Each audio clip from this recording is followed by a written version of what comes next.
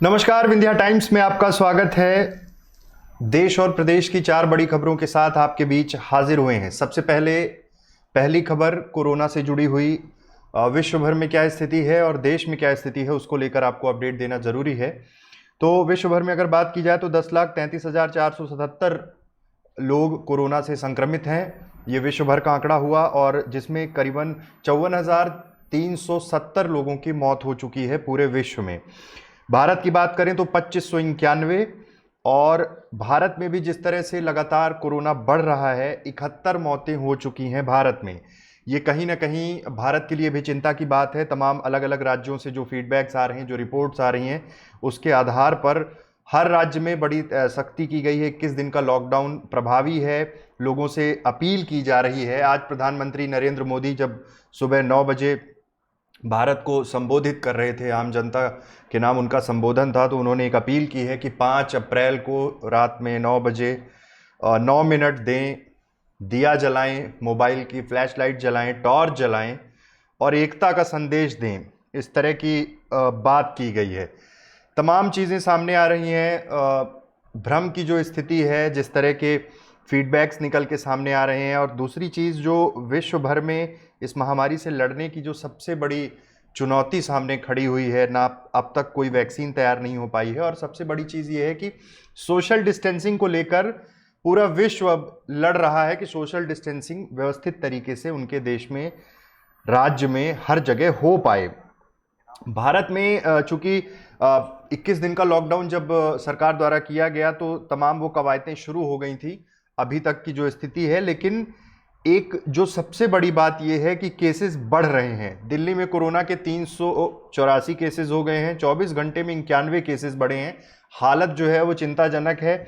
ये कहीं ना कहीं परेशानी हो रही है अब, और सीधे तौर पर सरकार अब किसी भी कीमत पर रिलैक्सेशन देने के मूड में नहीं है। लॉकडाउन को लेकर बहुत सारे संशय थे कि लॉकडाउन कितने दिन चलेगा, आगे क्या परिस्थितियां होंगी।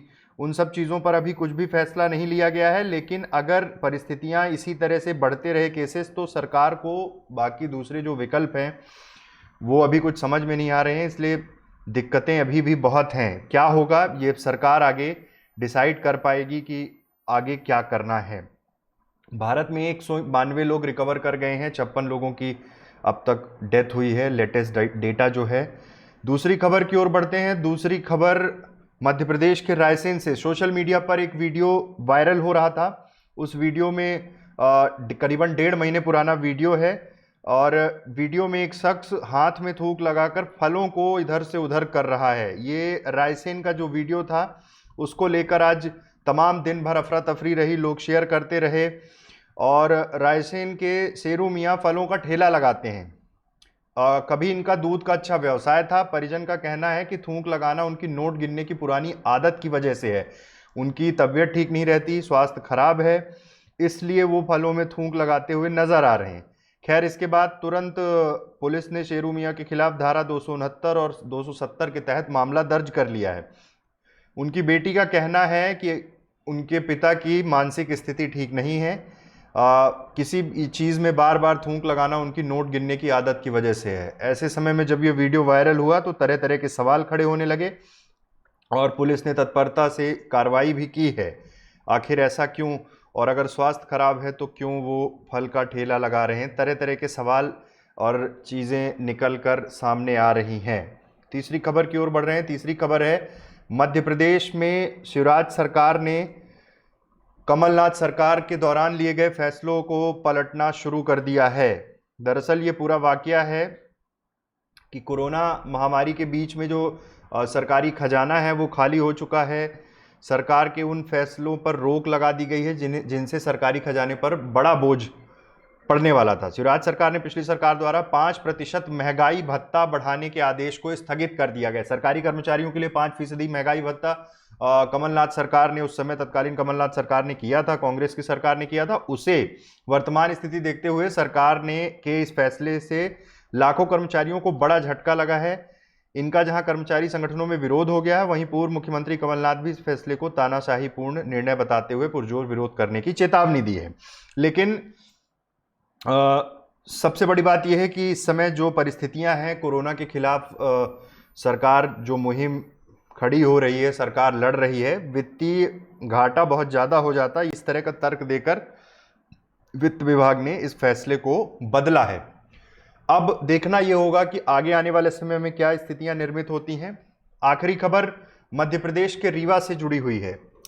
रीवा से दो खबरें आज महत्वपूर्ण हैं। एक तो लॉकडाउन के दौरान मंदिर में पूजा करवा रहे पुजारी को का एक फोटो सोशल मीडिया पर शेयर हुआ। सिविल लाइन थाना टीआई राजकुमार मिश्रा का उसमें फोटो था जिसमें वो पुजारी पर डंडा चलाते हुए दिख रहे थे।